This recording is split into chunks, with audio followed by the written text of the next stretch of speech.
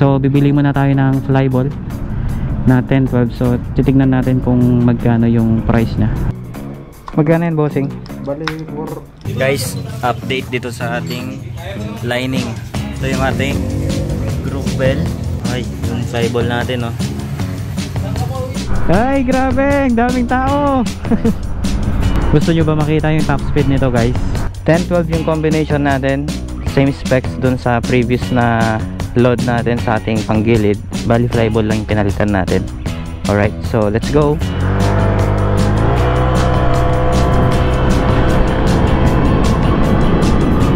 Oops, teka, bago ka magpatuloy sa aking video, huwag kalimutang mag-like, comment, subscribe. Hi guys, bago tayo magpatuloy sa ating video, gusto ko lang i-shoutout yung mga nag-comment sa ating previous vlog.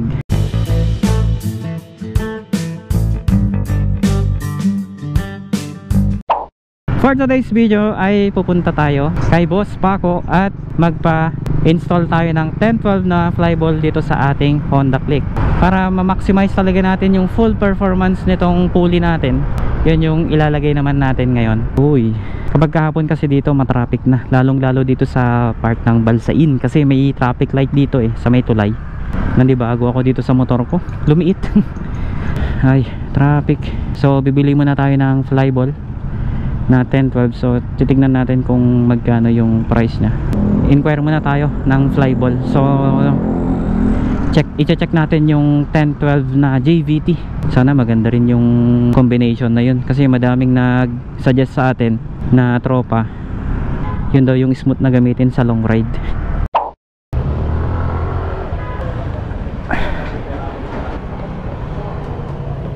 Bossing, ha? Damagak na dati bola na nga 10-12. Magkano yan, bossing? Bali, 450 latan. Pwede Gcash? Ani ba kabit ko ka ni Jem?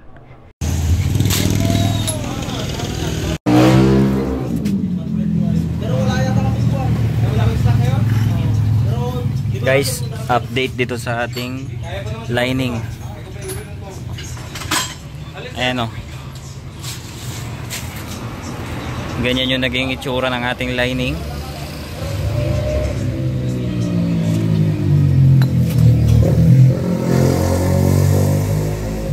Ito yung ating groove bell. Ayan, oh. Mainit. Pre, lagay mo nga to, pre. Aray, mainit. Ay, yung flyball natin, oh. Nagasgas, pre. Kumanto naman, pre. Ganyan talaga yan. Basta pag use na kumanto.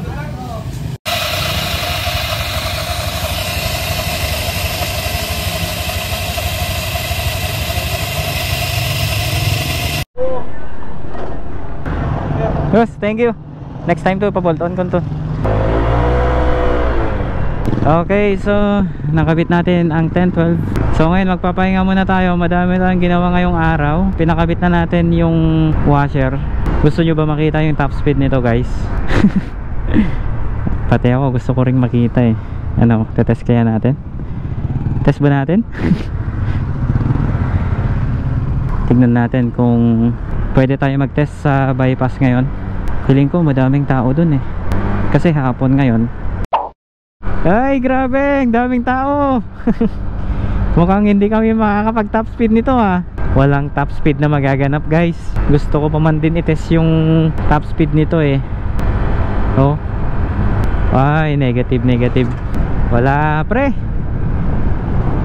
Negative tayo. Ganitong hapon pala, madami palang mga tao na pumupunta dito. Pre, oh, may nagbebenta, pre, oh. Okay, so ito na.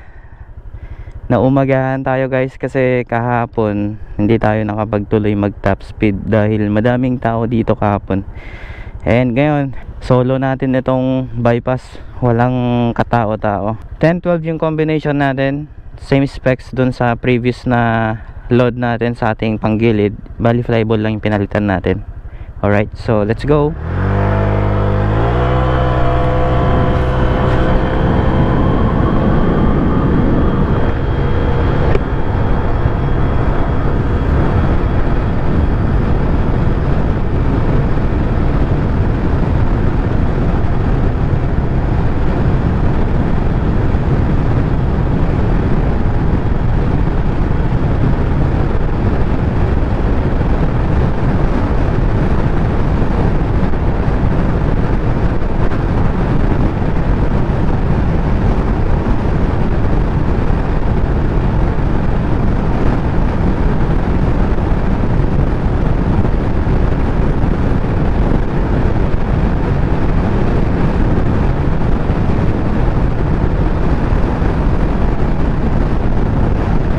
117.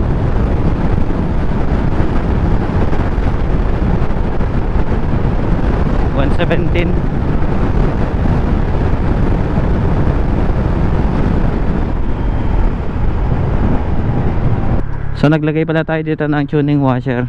First attempt natin ay nasa 117 din. So try natin if makuha niya naman ngayon yung 120.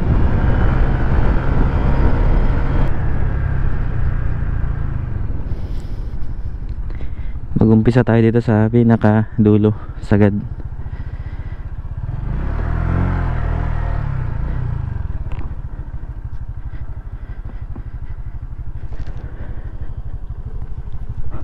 Okay, sagad na yun, ha.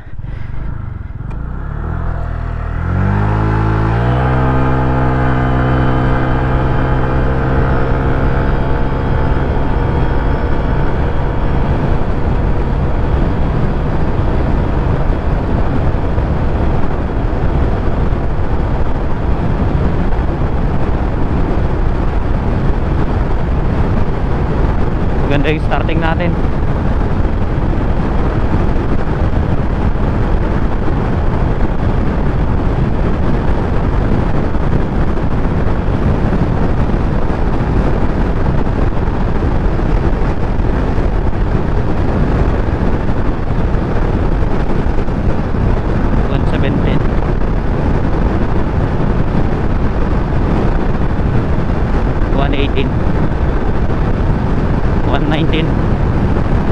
Ito na yung sinasabi natin, guys. Dumudulo siya. 120 guys. 121. Hayop. 121 guys. Yun na yung sinasabi natin. 121. Sabi ko maganda yung starting natin kanina eh. Okay, so isa pa. Hanggang 3 attempt tayo. So nung una 117, tapos ngayon 121 na. Grabe.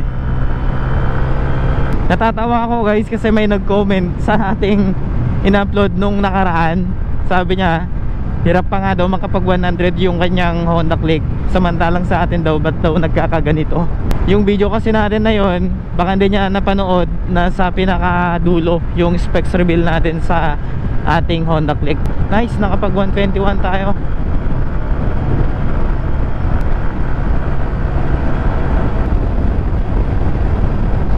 Yung goal natin ay dapat malagpasan natin yung 120 ulit. Kahit makapag 121 ulit tayo, tapos okay na. Kapag ka stuck na click tapos ilalaban dito, paniguradong malayo din yung difference nila.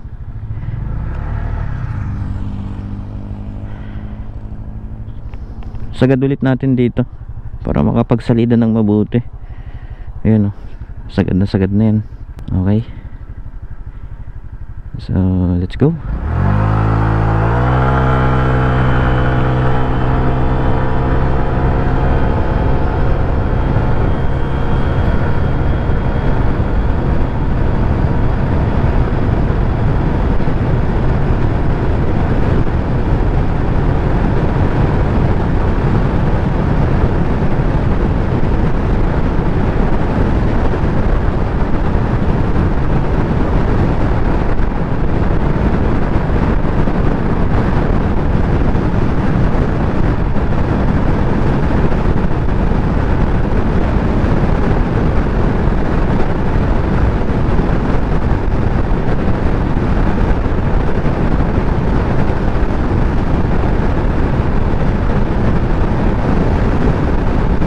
$120.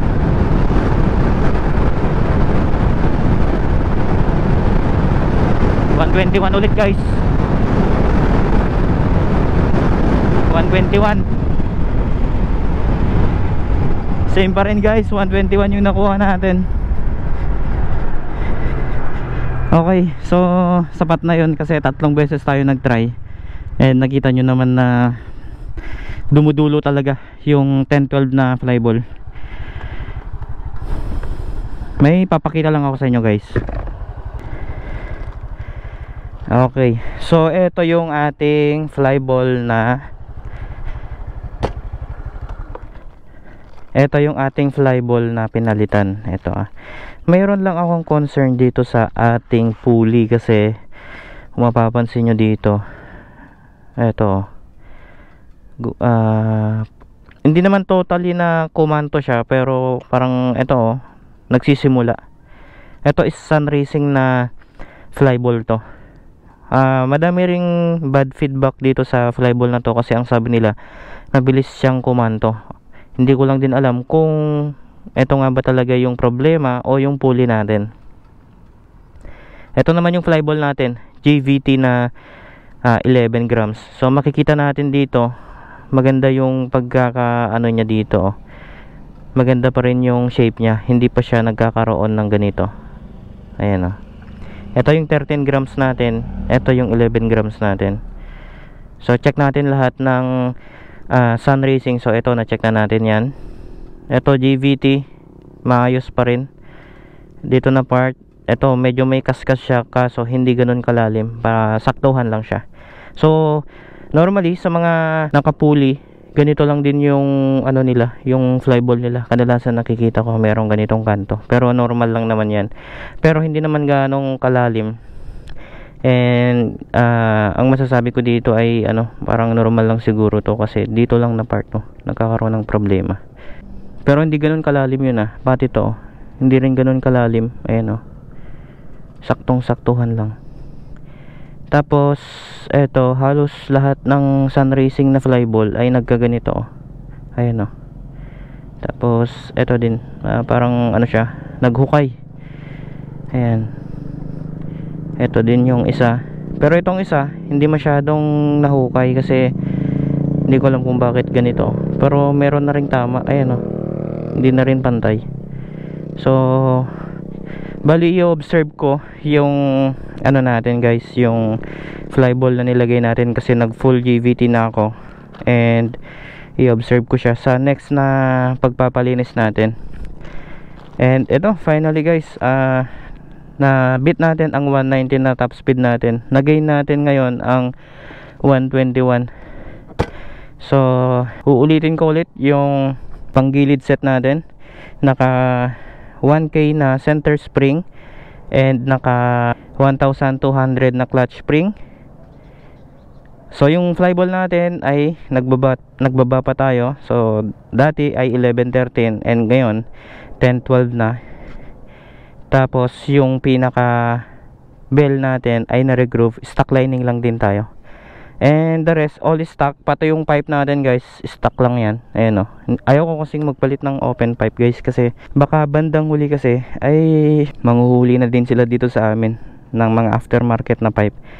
Pero if mag aftermarket ako, yun nga yung pinagpipilian natin, Apido or MT8. Pero titignan pa natin guys kasi talagang tumitingin ako ng magandang review kasi may mga nakikita akong nakapipe na humihina yung kanilang motor. So ayaw naman nating mangyari yun and baka ikakasira pa ng performance ng motor natin. Kaya yun yung inisip ko na mas better na mag-stay ako sa stock. Alright, so guys, kapag napanood nyo yung video natin at taga-Tugiga raw kayo and gusto nyo matesting yung motor natin sa motor nyo, basta wag lang lalagpas sa 125cc guys na motor, and kahit na nakapang sidings kayo, okay lang din para fair din sa inyo. Tapos mas maganda sana guys kung all stock yung Honda Click nyo para makita nyo din yung difference if malaki talaga yung agwat ng nakapang sidings sa naka all stock. Okay lang naman kasi natest na natin yung performance nya and malaki yung pinagbago compare dun sa 1113 na flyball natin na talagang napahanga ako ngayong araw na naman.